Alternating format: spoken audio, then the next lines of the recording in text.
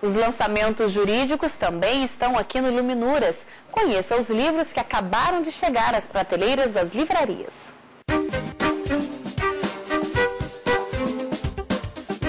Compromisso de compra e venda, de Walter Farid Antônio Júnior, editora Atlas.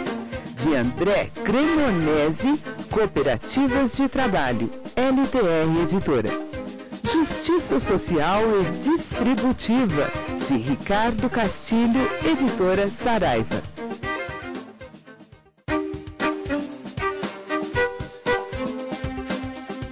Hoje, no Encontro com o Autor, eu vou conversar com o Procurador do Trabalho e mestre em Direito Constitucional, Hélder Santos Amorim.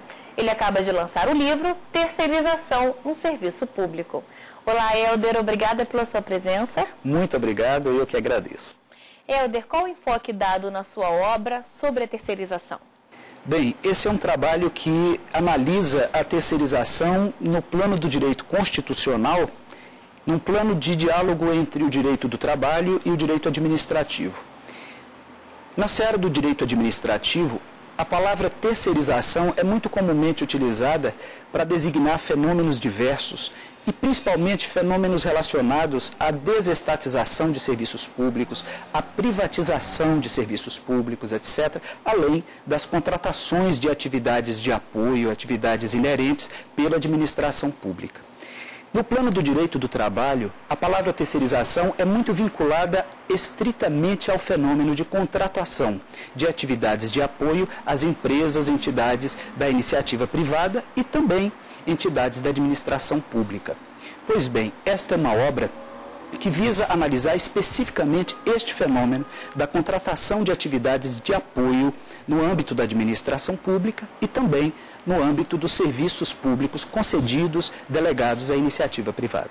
Agora, Hélder, por que a terceirização se tornou tão utilizada no serviço público?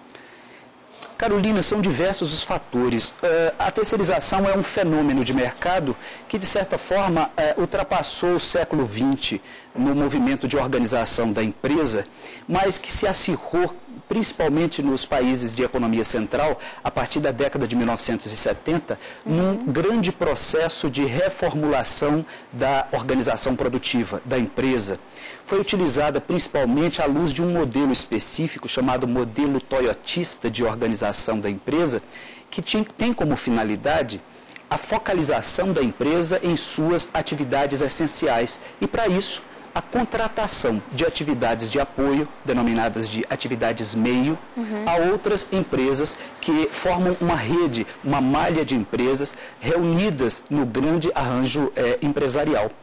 No serviço público, esse movimento ocorre muito particularmente, assim, de forma intensa, a partir da década de 70, também nos países de economia central, e chega ao Brasil num processo de transferibilidade desse modelo na onda neoliberal, que se intensifica na década de 1990, sob o pretexto de tornar o Estado mais flexível, mais leve e mais enxuto. Então, a terceirização chega ao Brasil e se intensifica especialmente a partir do governo Fernando Collor, quando houve um processo de enxugamento da máquina de demissões de funcionários públicos e, portanto, de recurso intenso a esse fenômeno. E aí nós temos que lembrar que a Constituição de 88, ela passa a exigir o concurso público para o regime de emprego público e não só para o regime de cargo público, como acontecia antes da Constituição de 88.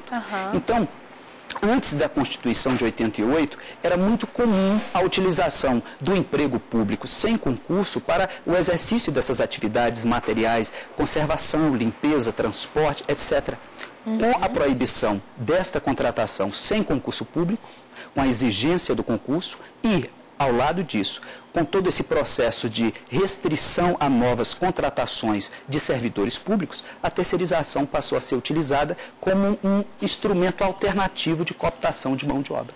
E eu gostaria de saber também se existem limites legais para essa terceirização, mas a gente pode conversar sobre isso no próximo bloco? Ok.